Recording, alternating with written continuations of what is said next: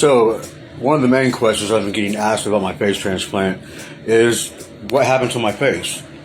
I was a passenger in a pickup truck, and it was the driver, his girlfriend, and me. The driver lost control around a telephone pole and smacked into it, cracked it in half. When the other passenger got out, she got hit by one of the wires. I got out, I got her off the wire, and then I got hit. It was 10,000 volts, 7 amps for 5 minutes. Hey kids, story time. So I have an ironic story about the night I got in the accident. I was freshly 21. My birthday is October 14th. The accident happened November 30th. So being a freshly 21, I went out with a few friends, to a few bars and had a few drinks. I get home and my roommate's little brother was there with a few of his friends, which included the little sister of the girl I was seeing. Her and her boyfriend were about to go to the older sister's house, the girl I was seeing. So instead of getting in my car and driving drunk and going, I chose to get into a designated driver, a safe driver car. And still ended up getting in the accident, which I find extremely crazy because had I broke the law and drove drunk, I wouldn't be sitting here making this video with you because I would have made it safe. It was never brought up to me by a team of doctors. In 2005, when the first one was done in France, my aunt had seen the 60 seconds episode on it, and she called me and was like, hey, they're doing a face transplant now. So around that time, I got in contact with a Dr. Baker in Louisville, Kentucky, who was gathering information for patients to get face transplants, because at the time it was illegal in the U.S. to do because of the ethics side of it. It's not ethical for an old person to get a face transplant and want to look young. So he was having people like me who are disfigured fill out questionnaires and a long survey. And one of the main questions I remember from it is, if this surgery, if you got this surgery, you're going to take medication that could possibly shorten your life by 10 to 15 years, would you still go through with it?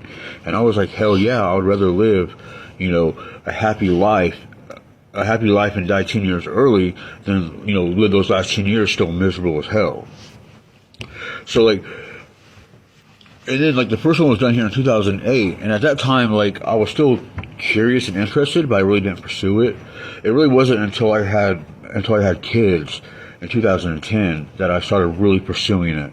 I contacted my original surgeon, Dr. Molnar, down at Wake Forest University, and I was like, hey, are you guys ever going to do face transplants, you and your team? And he was like, no. He was like, but I have a colleague on the team in Boston I can get you in contact with. He's like, write me a letter, of why you want a face transplant, and he's like, and I'll send all your medical documentation and pictures and all that to them.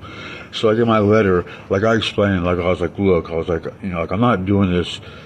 I was like, I'm really happy with life right now. I was like, I just had a kid, I have a girlfriend, I really don't need this. I was like, but this would be one step closer to having a more normal life. So that's why I'd be going for it, is for some more normalcy.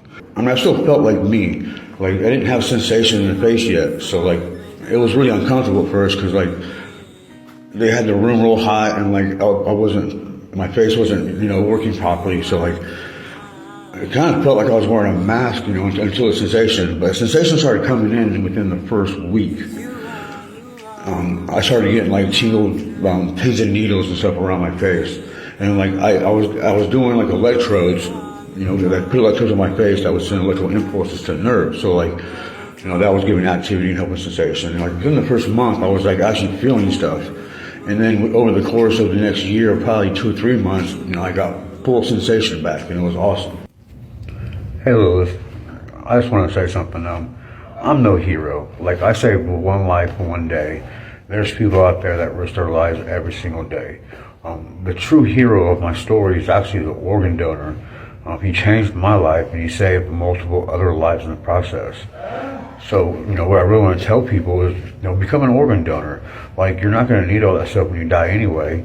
Why not help other people when you go? And I know some people have religious reasons and all kinds of stuff, but you're literally saving lives with organ donation.